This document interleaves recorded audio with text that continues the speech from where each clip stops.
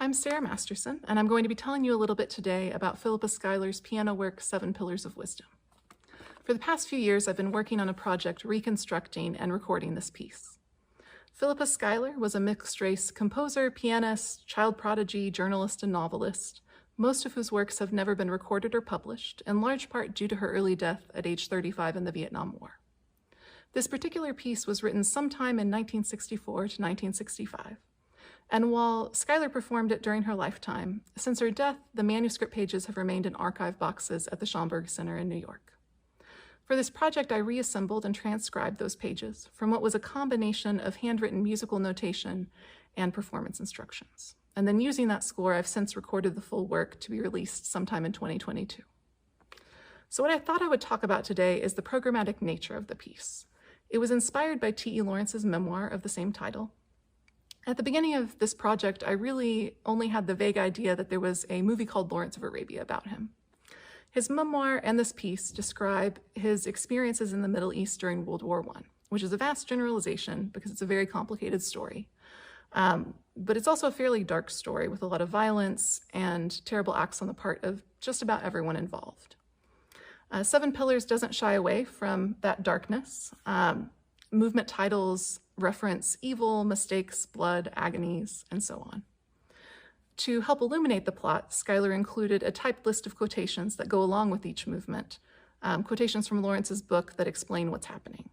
And in performance, she would actually read those quotes aloud in between the movements to kind of guide the audience through the plot. However, that isn't the only way that the story shows up. There are actually 39 musical themes that happen throughout the piece, many of which are named for people, places, quotations, and ideas from Lawrence's book.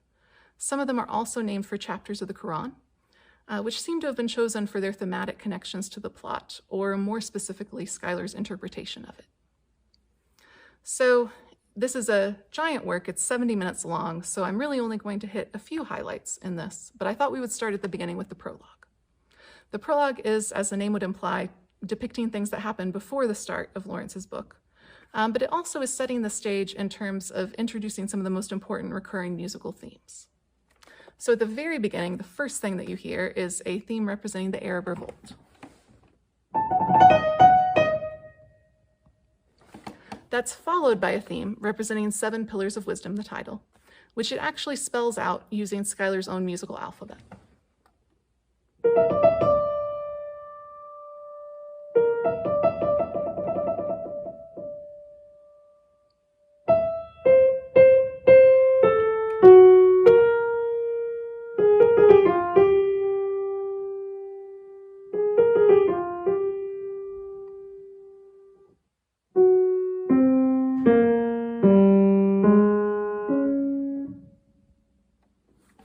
Interestingly, this is the only time that wisdom is included in this, and every other time that it recurs throughout the work, that's left off.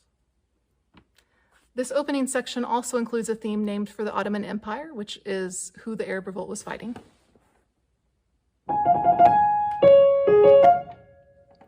And then it also concludes with a theme representing T.E. Lawrence, the author.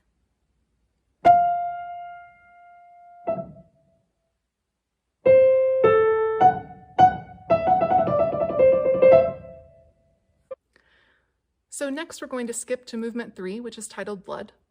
And this movement depicts the battle to take the city of Aqaba, which was an important turning point in the Arab Revolt. This movement begins with a theme representing the name of that city, which is followed by an extremely similar theme titled Saba, which is a reference to a chapter of the Quran. And then in the left hand, while those are being repeated, a theme named Mecca is outlined, which is a reference to the city of Mecca, which was important in the story.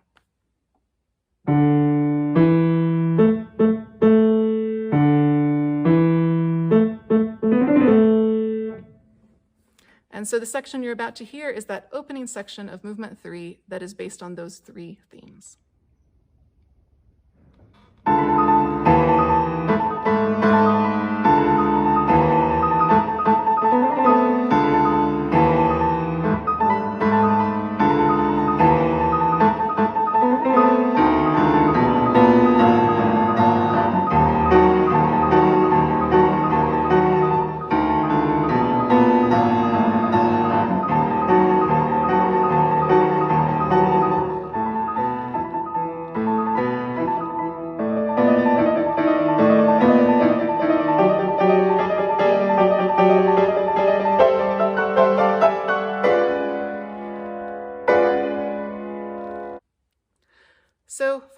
we would end with the ending of the piece, the epilogue.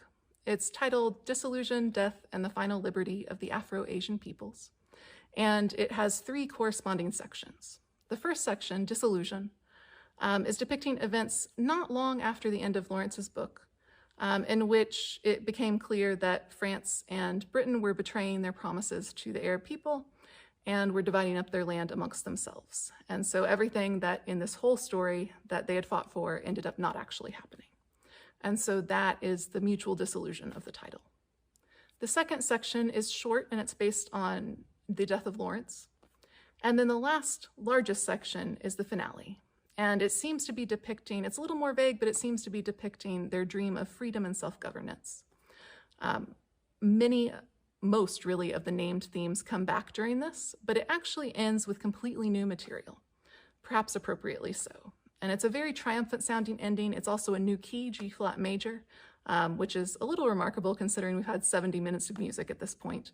And so it ends with these bright G-flat major chords.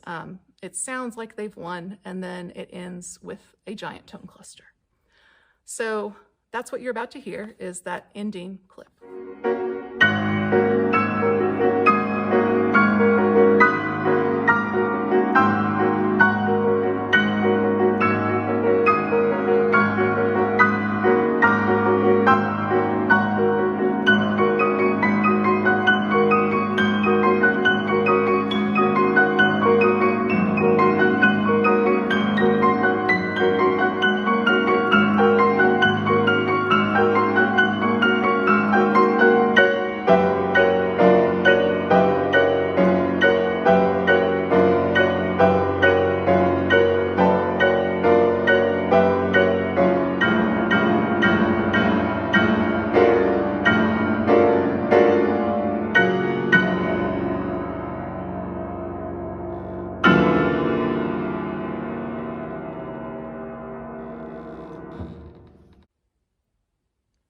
So thank you for listening, and I hope that when the album comes out that you check out the full work.